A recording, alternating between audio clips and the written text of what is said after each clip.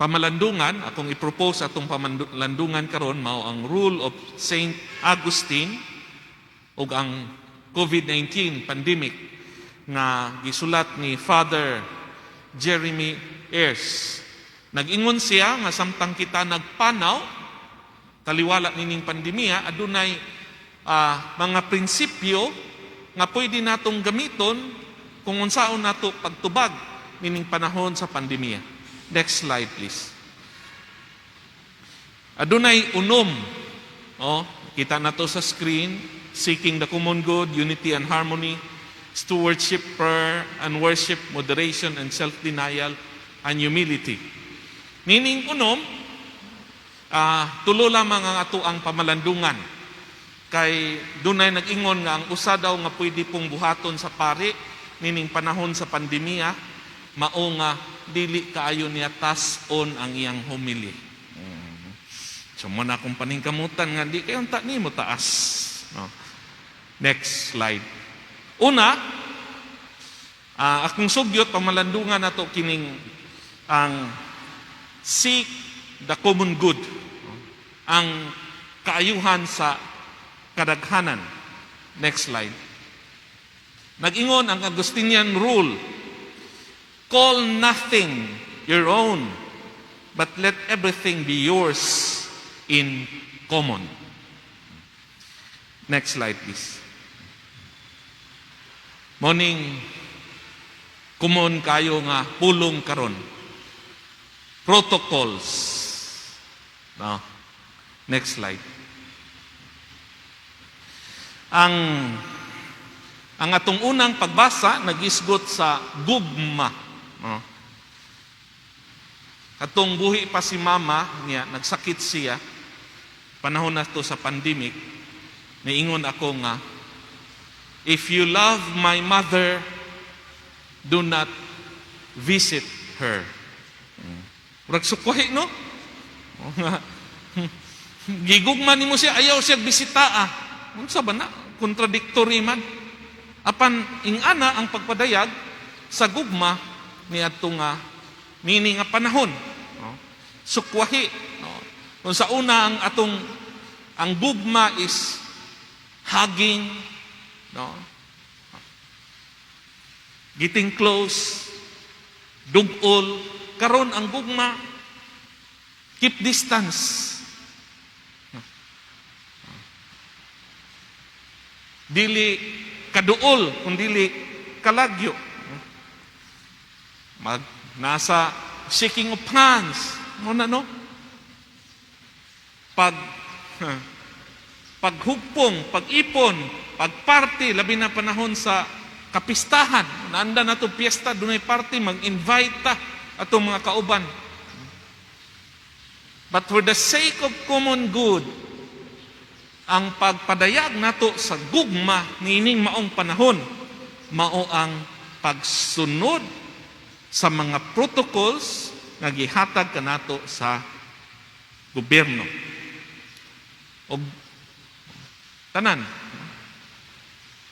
mask, shield, keep distance. If you don't have to get outside your home, please do not get out. No? Pabilinan sa diha. Yung panahon sa piyesta o birthday, gusto tang magsaulog pag-ayo, uban sa itong mga higala. But for the good of all, ayaw sa. Seek the common good. Follow the protocols. Next, please. Ikaduha, unity and harmony. Ang Augustinian rule, nagkanayon, let all of you then live together in oneness of mind and heart, mutually honoring God in yourselves, whose temples you have become. Kung dunay usa ka pulong nining panahon sa pandemya nga kinahanglan natong mahiusa sa kasing-kasing ug huna-huna, kining maong pulong mao ning mosunod. Vaccine.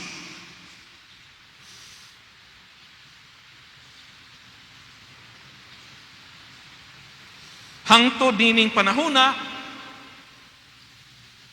nagkalain-lain, doon na kita'y nagkalain-lain nga panglantaw ug opinyon mahitungod sa vaccine. Na ay pro-vaccine, doon ay anti-vaccine.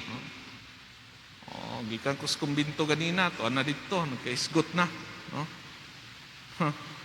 Apan ang ato ang Santo Papa nagpaklaro ni ini kung unsay baruganan sa simbahan mahitungod nining vaccine. Ni atong bulan sa Enero, nining nga tuig, nag-ingon siya nga ang pagpabakuna usa ka moral nga obligasyon. O niadtong August 18, miingon na upod siya nga ang pagbabakuna usa ka buhat sa gugma. So kung gihigugma nimo ang imong isig katao, love God above all and love others as much as you love yourselves, then be vaccinated. Nag-ingon ang atuang Santo Papa. Ang atuang kanhiaing obispo dinhi nga karon arsobispo na dito sa Cagayan de Oro, nagpagawas og usa ka pastoral letter ni atong milabay nga Sabado nga gibasan sa Domingo og nanawagan sa iyahang mga parokyano sa tibuok Archdiocese sa Cagayan de Oro. Siya nagkanayon. Akong basahon.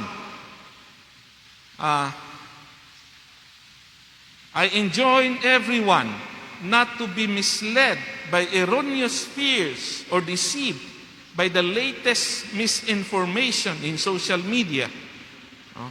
Rather, in fidelity to Mother Church, may we confidently follow the correct medical and ethical advice.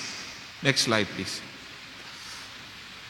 Ang atuang ikaduhang pagbasa, naghisgot sa kabuang sa cross. Sa panahon ni Jesus, doon na usay nagkalain-lain nga opinion about sa cross. Ingon sila, usa kakabuang ang pagpakamatay sa cross. Pag ingon ni Jesus kang Pedro o sa iyang mga disipulo nga moabot ang adlaw nga dakpon siya, sakiton ug ilansang sa cross, ni gipadaplin siya ni Pedro, unya giingnan siya, dili unta kana mahitabo kanimo Ginoo. Unsay giingon ni Jesus? Palayo kanako Satanas. So, kung atong i-contextualize karon nga panahon, no? Siguro kining vaccine, ang pagbakuna, mao ang bag-ong cross natong mga Kristiyano. Sama sa cross ni Jesus, doon na kita'y nagkalain-lain nga panglantaw niini. Daghan ang nag-ingon nga dakong kabuang ang pagpabakuna kay kini maghatod kanimo sa kamatayon. Kung dili kamatayon, sa duha ka tuig daw, zombie ka na. So isa ka dako nga kabuang. Foolishness of the cross. O si Jesus nakita siguro na niya, nakita niya for sure, no? Nga usa ka dakong binuang ang pagpalansang sa cross, ang pagpakamatay sa usa ka very horrific death just to save us, and yet he did it anyway.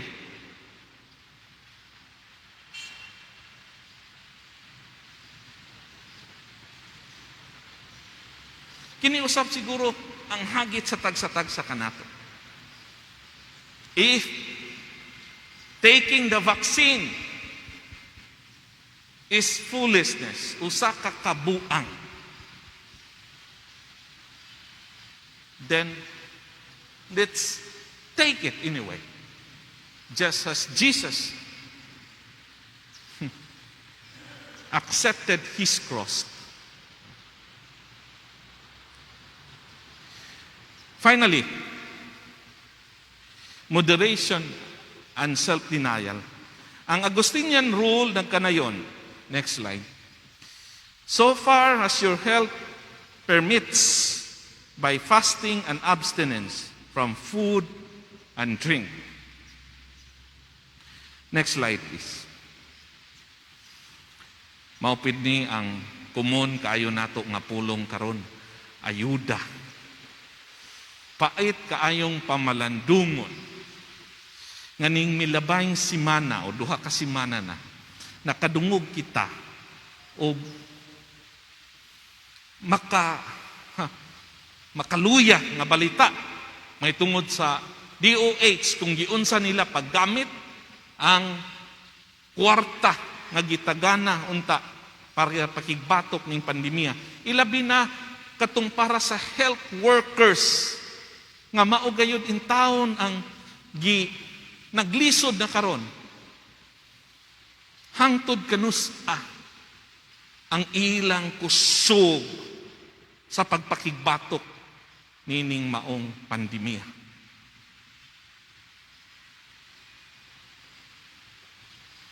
Hangtod kanusa mulahutay ang ilang lawas aron sa pagpaningkamot nga maluwas ang mga natakbuyan nining maong sakit. Niyang atong nahibalan lang ang kwarta nga at dapat di para sa ilaw ang nahatag niingon nga naaraman ang kwarta, no? Pila ka bilyon to naaraman. Akong huna-huna gideposito siguro murag ang ikatulo nga tao sa ebanghelyo karon yang gideposito kay siguro tungod kay dako ang interest, milyon sigurong interest sa bilyon nga ideposito. Anyway, next slide please. Kana ang linya sa mga tao nga maningkamot nga makakuha og ayuda. Taas-taas no, tulugo na ka linya. Kabalo ba mo asa pod ang sunod nga taas nga linya? Human sa linya sa ayuda, mao ang linya sa cellphonean, linya sa lutuhan, linya sa beauty parlor, kay gipariban, gipatad sa luto, o gipalit og cellphone. Ayuda. No? Pait ba pamalandungon nga ang tabang nga gihatag? No? Siguro makapanaway ta sa DOH, but in our little way, we might also be as guilty as they are. The way we used the money given to us. Sama sa mga sulugoon sa atong ebanghelyo karon, maabot unyang panahon ang tagsa-tagsa kanato paninglan sa talento o gasa nga gihatag kanato sa Ginoo. Next slide. Kung ako kamong binlan, isumada nato ang pamalandong atong gipamalandungan, no? Seeking the common good, unity and harmony, and moderation and self-denial. Next slide, please. Aron makabot nato ang kaayuhan sa kadaghanan, kinahanglan natong mahiusa. Aron kita mahiusa, kinahanglan nga ang matag-usa makat-on sa paghikalimot sa iyang kaugalingon. Gawas kung himuon nato kini, dili gayud matapos kining maong pandemya.